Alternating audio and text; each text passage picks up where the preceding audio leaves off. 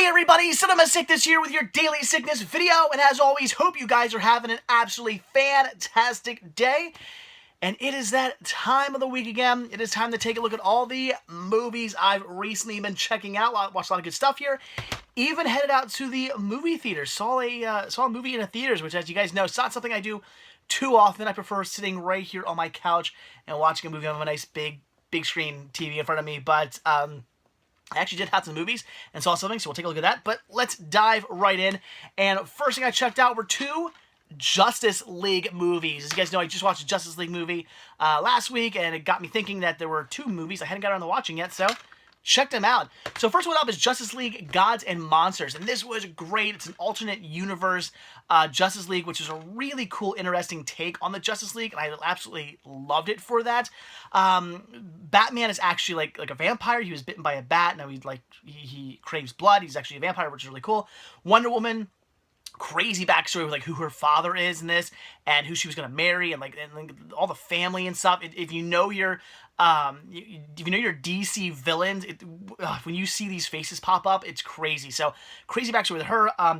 Superman is actually not Jor-El's son. It's actually Zod's son, which is just crazy backstory here. An awesome alternate universe Justice League. Very well done. Very interesting. I really enjoy this one. I like the characters. They're almost a little bit more relatable. They're not so goody two-shoes as they kind of are in the regular Justice League. Batman. Okay, all right. Let's go with Batman. Batman, in typical Bruce Wayne Batman, he's always kind of dark and brooding, and he's kind of a jerk. He keeps to himself. Doesn't really want to take. He doesn't want to join in the crowd. Doesn't want to take orders. Ain't nothing like that. This one, he's more just kind of a shy loner, like a young adult. He was in college when all this stuff happened to him, and even in college, he was just kind of a loner. He wanted to just kind of keep to himself and work on his experiments. That's what he was really cared about. That's what he wanted to do. But at the same time, he did go out and party, and he did have fun. So he's not, he's a bit shy. He's a bit, a bit of a loner. Sort of keeps to himself. But at the same time, he's not completely untouchable or completely. He doesn't completely keep to himself like the typical Bruce Wayne Batman does. So I liked his character a bit more. I like Superman, where he's not just, super goody two-shoes like Superman always is. Superman's got a bit more of an edge. Not to the point where he's a bad guy or anything like that, but still a bit more of an edge. He realizes, how things are and doesn't like them all that much. And then, of course, Diana, just her backstory, Wonder Woman's backstory is crazy as well. So I actually really liked these characters. They all got a bit more an edge. Even Diana, she kind of has that whole thing where she doesn't want a man to tie her down, but she still kind of has a thing for dudes. So I love it. So great Justice League movie. If you haven't seen this one, check it out. Very well done. And then finally got around to watching Justice League Throne of Atlantis. I've been putting this one off for a while, so finally got around to watching it, and it's a great Aquaman origin story, how Aquaman came to be, and the crazy story that was all based around that, and of course the Justice League, and there's them sort of forming a group. Very awesome. Definitely also worth checking out. I don't have much more to say about this one. It is just what it is. It's a origin story of Aquaman, and if you're interested in that, check it out. I thought it was extremely well done, but I have to say this isn't my favorite of the Justice League movies, but it still was really good. And if you're a fan of the Justice League movies or just the DC anime movies in general, it's one worth seeing. So, highly recommend both of these. Not only because they're just great Justice League movies, but if you're just a fan of DC animated movies, the DC animated universe in general, worth checking out. And how can you not be a fan? They're fantastic movies. Like I said last time, if you're not a fan of the live action DC movies, because they're kind of check out the anime movies. They're extremely well done. This is proper DC universe right here. So I love them. Highly recommend those. So next up, I watched Pennywise home movies. Big fan of Pennywise. Great punk band. I was to say pumpkin. Great punk band. Been a big fan of them for many years. Ever since I was a wee lad in I guess high school, middle school maybe. So great band. But this wasn't very good. It's only about a half hour long, and all it says home movies. That's what it is. It's just home movie footage that was most likely shot on a VHS camcorder and just strung together to make a movie. That's about it. My guess is that they had this footage. They went, hey, let's just string it together and make a movie and sell it. Okay, that was it. It doesn't really make any sense. There's not really much in the way of interviews. There's some live footage of the band playing. That's kind of cool, but all the stuff in between is kind of stupid and pointless. I was really let down by this. It wasn't what I thought it was going to be. I thought it was going to be a more like behind the scenes, of touring with Pennywise or something like that, but you kind of get that, but not really. It's just, like I said, a little bit of home footage that they shot and just strung together to make a movie because I guess they can make a buck. I don't know. So I wasn't really impressed. Wouldn't really recommend it. I'd say if you're a huge Pennywise fan, maybe you want to get it, but you really don't need this. And if you are going to pick it up, get it for cheap. All right, then a movie that I picked up a while ago and I've had in my collection for some time now, but never got around to watching. And I was going to hold off till the Halloween Horror-thon to check this out, but I saw somebody post on Instagram that they were watching it. And I started thinking, man, I really want to see that movie. Screw it, I'm going to watch it. And that is Flesh Eater, starring the great Bill Huntsman. He reprises his role as zombie number 1 from Night of the Living Dead. And this is a fun movie. It's kind of picture if they took Night of the Living Dead, but turned it into like an 80s teen horror movie. It's kind of that. It's not the exact same story as Night of the Living Dead, but it steals a lot from it, has a lot of similarities, but it changes it up enough to make it its own movie, and it's just a fun 80s horror flick. So really, really fun movie. I mean, it's cheesy, it's ridiculous, it's over the top, but it is a lot of fun, and I would definitely recommend this one. If you were a fan of just fun 80s teen horror movies, this is one to check out. Or even if you're a fan of the Night of the Living Dead series, you might want to like this as well, because, again, it steals a lot from it, has a lot of similarities, and is kind of continuing this story, years down the line. So, Flesh Eater. This was really, really cool. Definitely recommend this one. All right, and then the next title I watched is one I was really looking forward to, and that was The Revenant. Really wanted to see this one because I've heard such good things. Leo won his award finally, his Oscar finally for this, and I just heard such good things, so I really wanted to check it out, and fantastic movie. I really, really liked it. It still questions, like, whether Leonardo DiCaprio, deserved the Oscar for this movie, or if he's done better movies, and they've always just kind of looked him over, and they kind of went, we need to finally give him this Oscar. Let's just give it to him for this movie. Whatever you want to think. Was it Oscar worthy? I guess. He did a great job in it. I love the movie. I love the fact that it was all shot on location as well, which I thought was really, really cool. It's not shot in studio. When they're out in the snow, when they're trekking through the water and in these harsh, crazy, horrible environments, they're actually there filming. I thought that was so awesome to see the characters and the actors and whatnot. You'll get into their character by being immersed in this into the wilderness. Very well done story, all about some fur trappers and fur traders, and we have Leo's character here, who basically gets left for dead. He gets attacked by a bear, and they basically end up. I'm gonna just kind of paraphrase the movie. Long story short, they do end up leaving him for dead, basically. But there's a whole lot more of story that goes on with there. I don't want to ruin too much of this for you. So they leave him for dead, and it's basically him trying to get back to the civilization and find the person who did something very bad to him. Again, I don't want to ruin too much for you guys. If you haven't seen the movie, it is worth checking out. So somebody did something bad, and he wants to get him back for it. So him basically surviving, all basically, I would say he's surviving on revenge. I think, in these, it's all based on a true story, but from what I've read, the story is very much embellished. But let's just say if in a fictional sort of way, I think his character is, very hell-bent on surviving, not just because he wants to survive, but really because he wants to get his revenge. So I in a way, I think his character, looking at it in a fictional sort of way, maybe would have, died had he just, not necessarily had anything to live for other than just wanting to live. But, his will for revenge kept him alive. So great, great movie. I would definitely recommend this one. Not a ton in the way of action. It's very just kind of chill sort of, drama, but really well done. Definitely recommend this. Leo was great in it. Everybody was great in it. And I thought, again, if you just want to see, a movie shot in just some beautiful locations, check the movie out. Fantastic. Highly recommended. And no, I did not watch this movie in 4K. As I said before, I do not have a 4K player or a 4K TV yet, but I do have a few 4K movies. I only watched them on Blu-ray. Oh boy.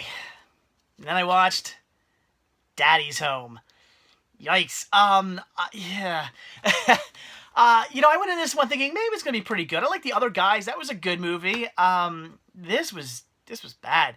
I hardly laughed at all. Maybe here and there.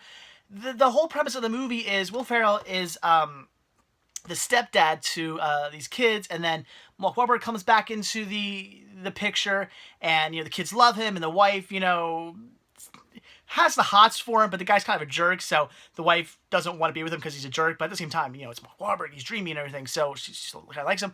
So it's Will Ferrell trying to step up, basically nerdy, not so attractive Will Ferrell trying to win over his family, his new family as a stepdad, win over them as opposed to Mark Wahlberg kind of trying to win his way back in. So that's the whole movie. It's them going back and forth. Should Mark Wahlberg come back into the picture and Will Ferrell step out, or is Will Ferrell the actual proper dad for the family, and Mark Wahlberg hit the road? And it's them going back and forth and back and forth and back and forth, and just that's it. Sounds like it could be kind of funny, but it's really not. Very little laughter in this one. It just wasn't done very well, in my opinion, and it was just extremely mediocre. That's what I have to say. The movie is mediocre. There wasn't any really super edge to it. It was just kind of bland, and it just really didn't offer anything new and exciting to really get into. So I can't really recommend this one. And I do not get the ending of this movie. So there's a part in the movie where Will Ferrell is now out of the picture. He did something pretty bad, and the wife gets pissed, kicks him out, basically. So Mark Wahlberg now has the in. The wife basically, now she kicked Will Ferrell out, basically kind of gives this ultimatum to Mark Wahlberg. You can come back into the picture. Maybe you're not going to be a thing again. You can be back with your kids again if you can show that you can be a good father, do all the fatherly things you have to do, the stuff you basically ran away from in the first place. And it turns out he can't do it. It's too much for him. He can't do all these things. He's a free bird. He can't follow all these rules and do all these things. So he has to go off. But at the end of the movie, once Will Ferrell, talks him into doing the stuff, and they kind of become buddies and they're friends, and Mark Wahlberg realizes that Will Ferrell can, be a proper dad and whatnot, and it should be the dad for their kids. You think now, all right, Mark Wahlberg said, okay, Will Ferrell, you're okay, you're a good dad. You could probably take care of my kids and my ex-wife. All right, so you think now he's gonna hit the road, right? And okay, Will Ferrell and his new family will live happily ever after. No, Mark Wahlberg moves in right down the street, to a bigger, fancier home with a hotter wife and stuff like that, and he becomes a stepdad. So I'm getting angry. You mean to tell me that for your ex-wife, who you're apparently so in love with, and your own children, you couldn't do fatherly things, but then at the end of the movie, he's apparently taking this role of a father where he's doing fatherly things, and he's becoming the typical, dad for somebody else's kid? What?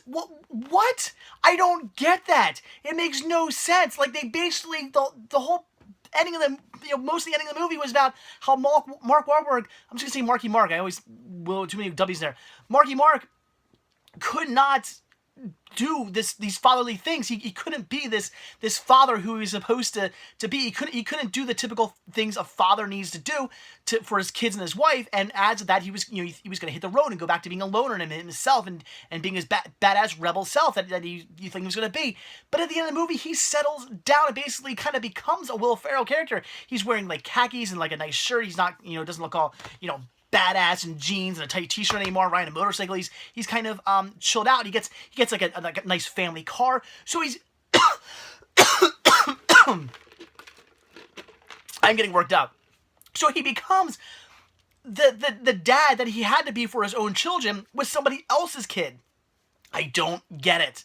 That makes no sense whatsoever. Why can he not do this for his own kids? It's not like this was years later. It's not like they were and then 15 years later, he finally settled down and became the if that was the case, if, years and years and years later, maybe he kind of got older, and as he got older, he realized, how things were, and he became the man he should have been years ago.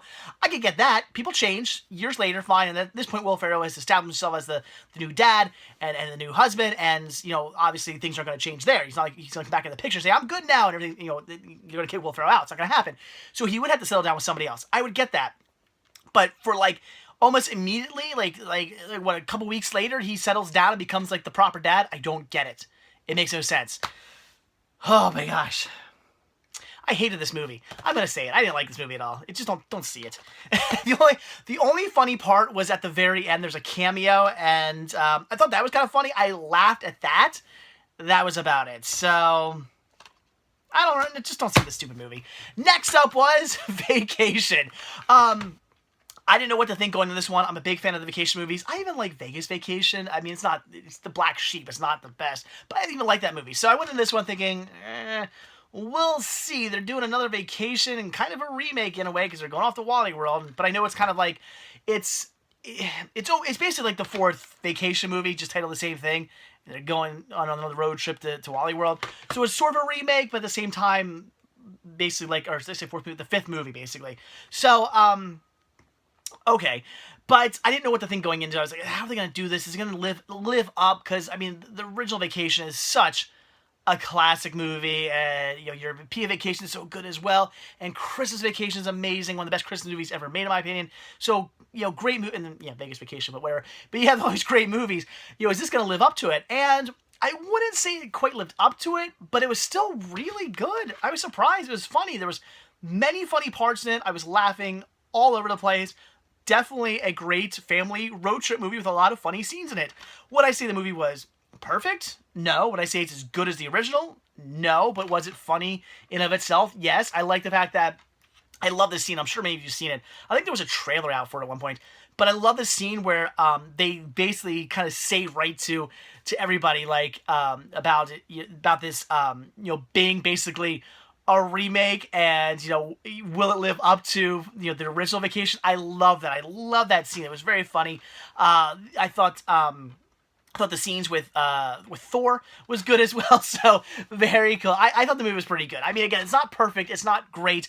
It's not, you know, it doesn't quite live up to Vacation, but it's still a decent, if you want to look. I'm not looking at this so much as a remake as I am looking at it as like the fifth Vacation movie.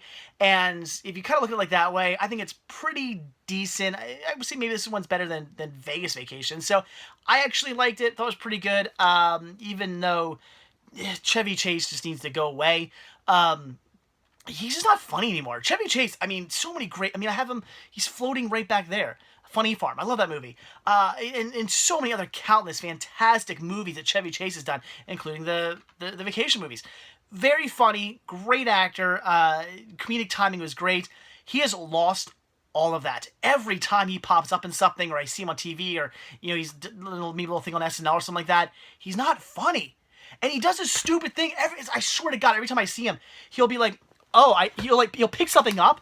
Like, okay, here's my Roku remote. He'll pick it up, and instead of being like, or doing something funny, he'll go,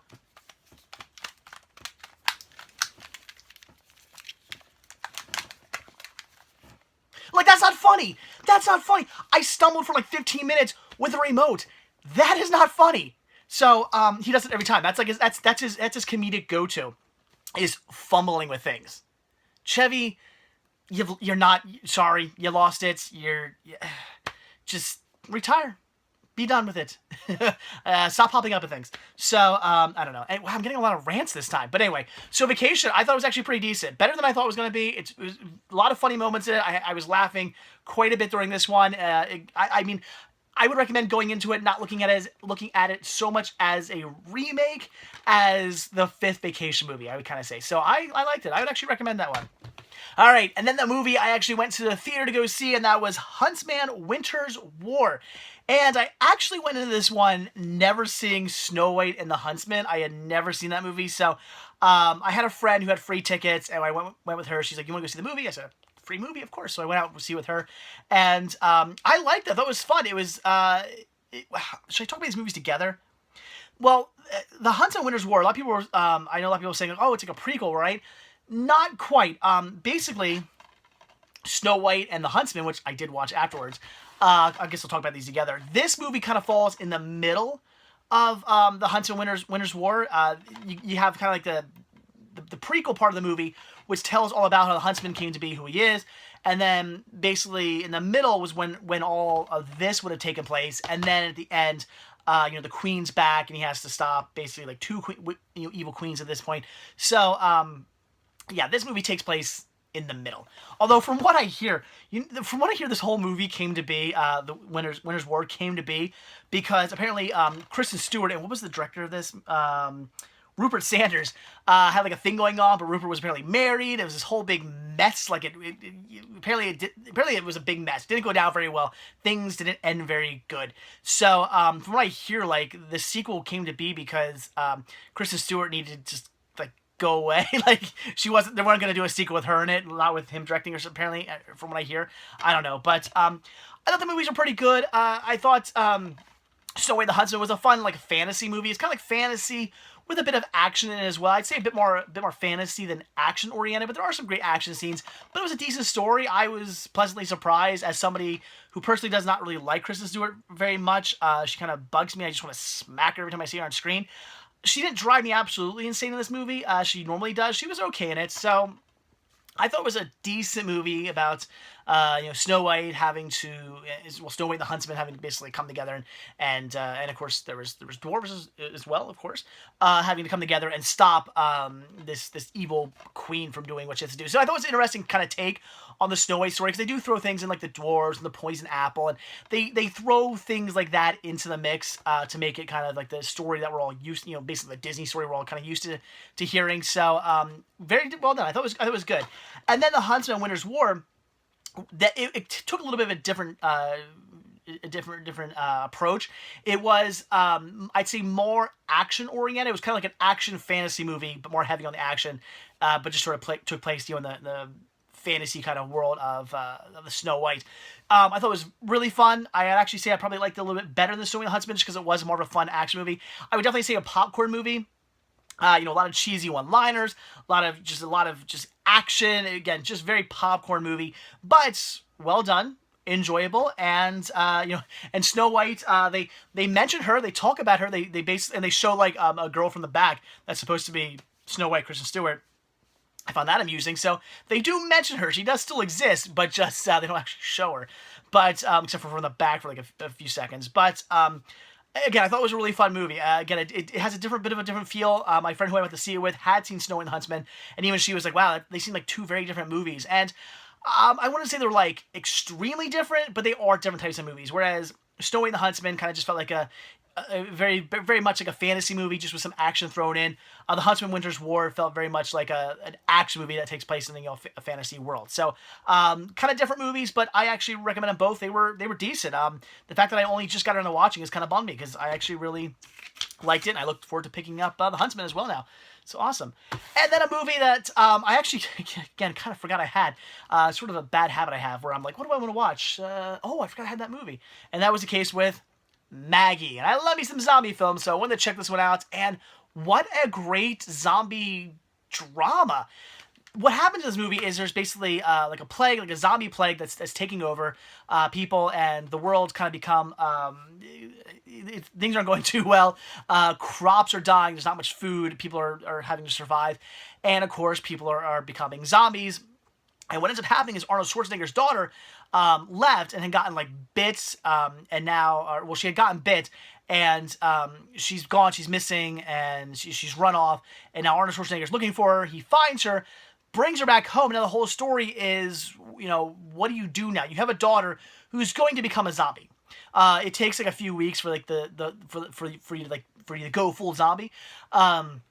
So him and his wife, his new wife and his two stepchildren, are living there, and they have to deal with, we have this daughter who's going to become a zombie. What do we do with that? And them trying to come to terms with that. So they send the two kids off, which is probably a smart idea to go live with like a relatives, because you got this zombie daughter, you don't want that going down. So they go off, and the wife and Arnold Schwarzenegger, they're living with them, but then even the wife ends up going away because she realizes this is getting out of hand. Like she's changing. She's all the signs they told you to look out for are happening. She's starting to change, but Arnold Schwarzenegger basically just can't put her in, can't give her up, because they're supposed to take all the zombie people are training the zombies from in quarantine, but apparently it's all kind of like they say they're going to separate you and treat you nice until you die, but apparently in quarantine they just throw everybody in together, like full-blown zombies and like people who haven't turned completely yet, which can you imagine that? Before you go full zombie, you're still kind of yourself. You're coherent. You're still there. So could you imagine just being thrown into the thing where like legitimate zombies are like coming after you and eating people? Oh, it's gotta be crazy. So he doesn't want to do that. And apparently they can also like take you to the hospital and give you like this cocktail, which kind of like prolongs your life, but it's extremely painful and you're gonna die anyway. It doesn't keep you alive. So he doesn't want to do that. So he basically just stays with her as long as he possibly can, and she does end up like turning at the end, and I won't spoil it what happens at the very end of the movie, but it's a really interesting look, a different kind of look at a zombie outbreak that I've really never seen before. A drama, not ooh, we gotta run from the zombies, and it's not a horror movie, it's not an action movie. It's what do you do when you have a loved one, your daughter who has been bit, and she's gonna turn into a zombie. It's not immediate or anything like that. It takes a few weeks, but she's going to eventually turn into a zombie. What do? You don't want to kill her. You don't want to send her off to this horrible quarantine. You don't want to give her this medication that's going to be extremely painful and make her suffer and live this horrible, life that she's only going to live to be a little bit longer. It's not even like she's going to give. It's not like, apparently, from what I gather, it wasn't like you're living to be like years and years and years just in pain. You're only living a little bit longer, apparently, and it's not going to cure you. You're still going to die anyway. So what do you do in this situation? And basically him kind of just coming to terms with it, and he can't give her daughter up, and the cops are coming to be like, you got to give your daughter up, and he doesn't want to.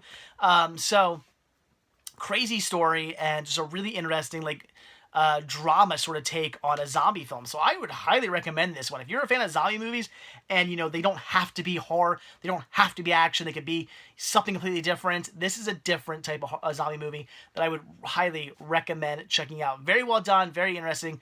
Arnold was great in it, with the exception of the one scene where he has to cry. It seems really forced, because Arnold's not the best actor in the world. And yeah, when he has to fake a cry, it's really cheesy. Like, the tiniest little tear comes out too, which I found hilarious. It's like, it looked like he had to force himself to bring that tear, and then it was only this tiny little tear that comes out. So anyway, besides that point, Arnold did a pretty good job in it. So I recommend it. Really good movie. Maggie, see this one. So, alright guys, there you go. That was it. I'm pretty much going to recommend, well, I guess I can't recommend anything. I'm not really going to recommend Pennywise unless you're a big fan of the band, because this wasn't really all that good. And it was short and kind of pointless. And Daddy's Home, I'm going to say if you want to see it, see it. It's not a movie that's like, I'm not going to say don't see it, but you don't need to see this one. I wasn't really all happy with it. But everything else was good. I mean, I like both Snow White movies, Snow White Huntsman and The Huntsman Winter's War. They were both great. Maggie was a great zombie movie. Vacation was better than I was expecting. Revenant was awesome. Flesh Eater, great. Kind of zombie 80s horror flick with kind of an 80s horror remake of Night of the Living Dead, sort of. And both Justice League movies I checked out, fantastic, but I would highly recommend pretty much the entire DC animated universe. They're all great. So there you go, guys. That was it. So like I always say, thank you guys so much for checking this video out. Please hit that like button down below. Also, if you want to see a new video from me every single day, hit that subscribe button and you're going to get one.